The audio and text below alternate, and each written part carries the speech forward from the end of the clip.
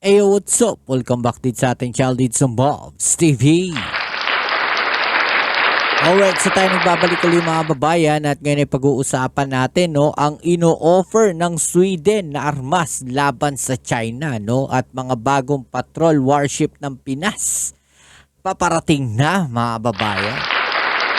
Ganong katindi. At sa kabila ng napakaliit lang bansa natin, napakarami namang kakampi ng ating bansa laban po sa mga ginagawang agresyon ng China, mga kababayan. Alright, so yan ang ating pag-uusapan ngayon. Pero syempre bago ang lahat, shoutouts muna sa lahat ng mga bago natin subscribers dyan. Maraming salamat po sa inyo. Okay, so muli iniimbitahan ko po kayong i-subscribe ang channel ni Sir Romiel TV. Nandiyan po sa ibaba yung link ng kanyang channel. At syempre kung kayo ay bago pa lang dito sa ating channel, please don't forget to subscribe, like, share at comment dyan sa comment section. At nakikiusap po sana ako sa mga bago nating tagapanood dyan o nakakapanood ng video na to. Pakilike naman po ang ating video. Maraming salamat. Alright, so huwag na natin patagalin. Umpisahan na natin to. Let's go.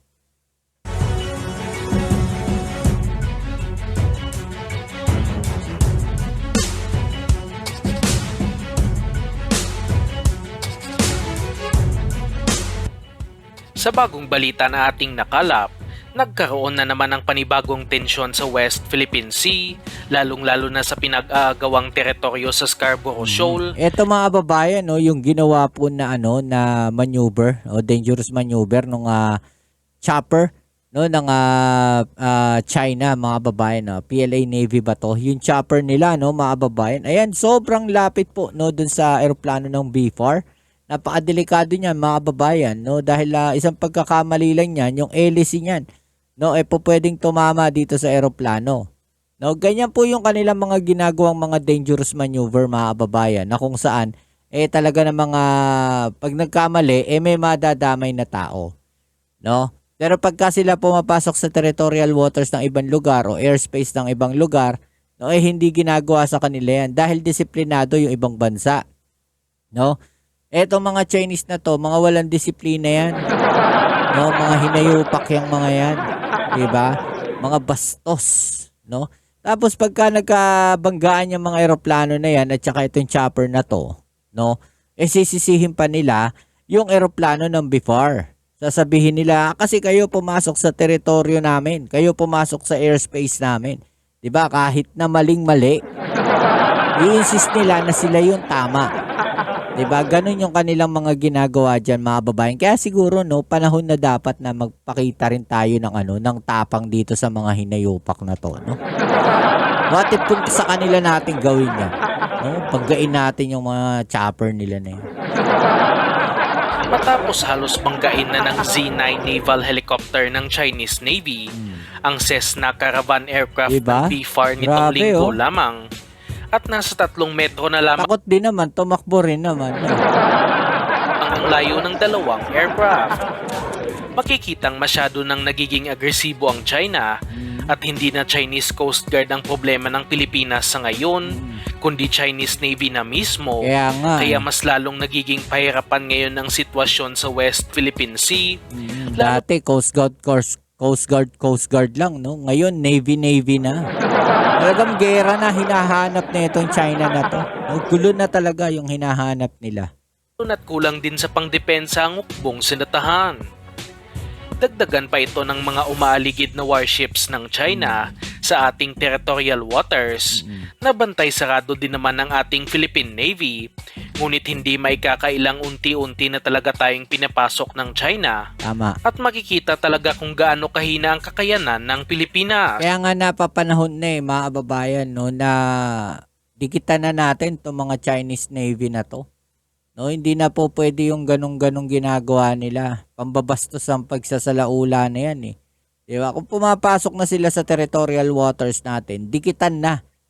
Siguro yun na yung magandang gawin natin dyan. Kasi kung palaging ganyan, bubuntutan lang natin sa malayong distansya, wala hindi matatakot yung mga yan Pero kung hahabulin yan, o didikitan yung mga Navy ship na yan, yung mga barko ng China na yan, yung mga barko ng Navy na yan, siguro makakapagbigay tayo ng mensahe sa kanila no, na hindi kayo po pwede yung mga ginagawa nyo na yan. Siguro dapat ganun na yung ginagawa natin. Hindi na po pwede yung malayo-malayo lang, no? Ano lang, bubuntutan lang natin. Hindi na siguro, hindi na uubra yun eh. No, hindi na uubra yun. Lapitan na, dikitan na yung mga navy ship na yan, yung mga warship ng China na yan, no? Kasi kung sino naman ako na magpaputok yun na may problema dyan eh. 'Di ba? Kung sino yung magpaputok yun na may problema dyan. Oh, didikitan na lang ng mga barko natin. 'Di ba? Para makita nila na ay hindi na natatakot yung Pilipinas, pumapalag na. Oh, 'di ba? Ganun na dapat. At dahil nga sa kawalan ng pangdepensa ng bansa laban sa aircraft at warships ng China, dito talaga makikita kung gaano kaimportante na magkaroon ng fighter jets na kayang i-intercept at itaboy ang mga nanghihimasok sa ating teritoryo. Kaya sa bagong impormasyon na ating nakalap, may bagong ino-offer ang Sweden na panapat sa mga pwersa na ito ng China, at ito na nga ang kanilang RBS-15 Long Range Anti-Ship Missile na isa sa kanilang pinakamalakas na sandata na may hahantulad sa Harpoon missiles ng Amerika. Kasama nilang ino-offer ang RBS-15 missile, sa kanilang ino-offer din na JAS 39 Gripen fighter jets, sa fighter jet project ng ating Philippine Air Force na kung saan nasa 40 aircraft ang kanilang gustong bilhin. May range ang mga RBS-15 anti-ship missile na aabot sa 300 kilometers, kaya napakaganda ng offer na ito ng Sweden sa bansa dahil maliban sa kayang i-intercept at itaboy ng Gripen fighter jets, ang mga aircraft na nanghihimasok sa ating teritoryo, katulad na lang ng helicopter na nangharas sa ating mga personel, ay armado din ito ng missile na kaya magpalubog ng warship. Sa kasalukuyan, hindi kayang magdala ng ating mga FA-50 ng mga anti-ship missiles, kaya magandang bilhin ang mga JAS 39 Gripen fighter jets na ito ng Sweden, lalo na't handa umano ang Swedish government na magpautang sa Pinas para mabili ang naturang aircraft. Hindi natin alam sa ngayon kung magiging game changer ang RBS-15 missile na ito, lalo na't sinasabing nakatingin ngayon ang Philippine Air Force sa KF-21 fighter jet ng South Korea na pinakabago sa ino-offer sa naturang proyekto. Kaya din naman magdala ng KF-21 ng anti-ship missiles katulad ng Harpoon, ngunit nasa 200 kilometers lamang ang range nito kumpara sa 300 kilometers na range ng RBS-15 missile. Kahit saan sa dalawa ay magiging malaking upgrade na rin para sa ating hukbong sandatahan, at ang importante lamang ay magkaroon na talaga ng pondo ang ating gobyerno para dito at mabilis na may deliver ang mga aircraft at missiles sa bansa. Mayroon ding land-based na RBS-15 missile launcher ang Sweden, kaya maaari din itong ikonsidera ng hukbong sandatahan dahil naghahanap sila ngayon ng anti-ship missile launchers katulad ng biniling BrahMos missile launcher ng Philippine Marines. Kaya ding makadeliver ng Sweden sa lalong madaling panahon dahil ang bansang Thailand lang naman ang kasalukuyan nitong international customer, kaya agarang may dideliver ang mga fighter jet sa bansa.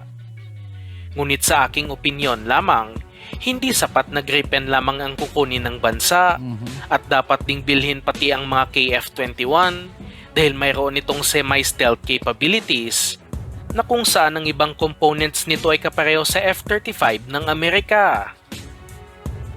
Samantalang sa isa pang balita, patungkol naman sa Philippine Navy, malapit na umano sa final stage ng construction ang mga bagong warships na in-order ng Navy mula sa South Korea, yan ang na maganda. kung tawagin ay mga HDP 2200 offshore patrol vessel, na ibig sabihin ay malapit na rin ang delivery ng mga naturang barko. Nasa 6 na ganito ang binili ng ating hukbong sandatahan at malaking tulong ito sa pagbabantay sa West Philippine Sea dahil sa alam naman nating kakarampot lang ang vessels ng Navy sa ngayon at kailangan pa ng mas maraming warships na magbabantay sa ating territorial waters. Yan yung sinasabi natin, no, na sana patuloy lang na pondohan ng gobyerno yung pag-upgrade natin o pagdadagdag pa ng mga barko ng Navy, no, ng Coast Guard, no, sa arsenal natin. 'Di ba? By the time na talagang kumilos na 'yung China na 'yan, malakas na tayo, marami na tayong barko. No, pero sa tingin ko hindi gagawin ng China 'yan kasi alam nila sa sarili nila na marami silang makakalaban 'Di ba? Alam nila sa sarili nila na mahihirapan sila. Kaya nga sa ngayon ang ginagawa nila puro pambubuli lang, no? Pagpapakita na lang ng lakas nila, puro ganun na lang, yung kanilang mga ginagawa ngayon.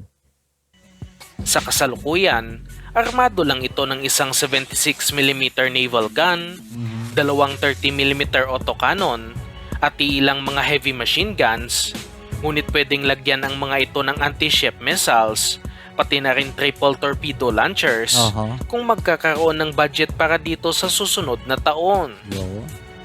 Dapat ding ikonsidera ito ng Philippine Coast Guard dahil ino-offer din ito sa kanila ng Hyundai ng South Korea, lalo na't nabili lamang ng Navy ang bawat isa nito ng nasa 5 billion pesos noong 2021 na kayang-kaya ng budget ng ating Coast Guard.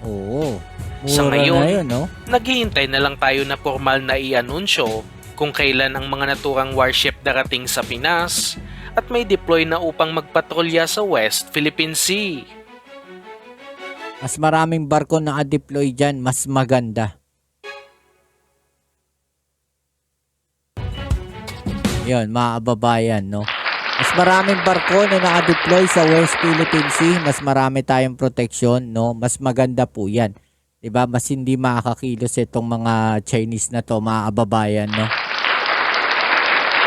What if gumawa rin kaya tayo ng mga barko na na parang style Chinese militia vessel, no? At i-deploy din natin yan as Philippine Coast Guard, 'di ba? Or under Philippine Navy. Yung mga ganong klaseng vessel. Alam ko kasi dito sa Pilipinas meron na tayong mga gumagawa ng mga patrol na mga patrol vessel, yung mga patrol ship, 'di ba? Yung mga mabibilis na barko, yung para sa Philippine National Police, sa PNP, no? Gumawa na rin sana sila para sa sa Philippine Navy, no? Kung meron naman nagma-manufacture dito sa Pilipinas, pwede na ditong gawin na lang.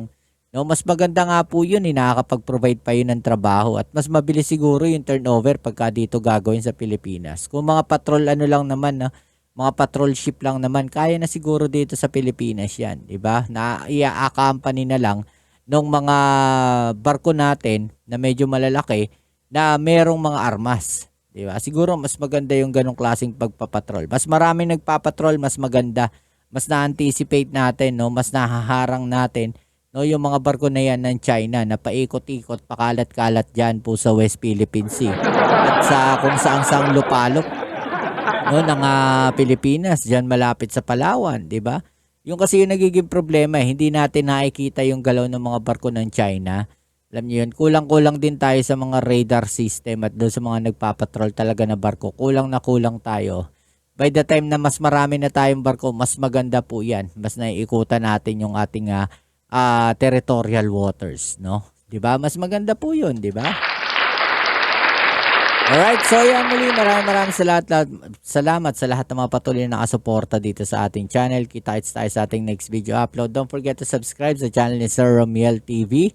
At kung kayo ay bago pa lang po dito sa ating channel, no, please don't forget to subscribe, like, share, at comment dyan sa comment section. At kita-kits tayo sa ating next video upload. Ito muli ang inyong Kuya Mobs dito sa Mobs TV. Peace. I'm out.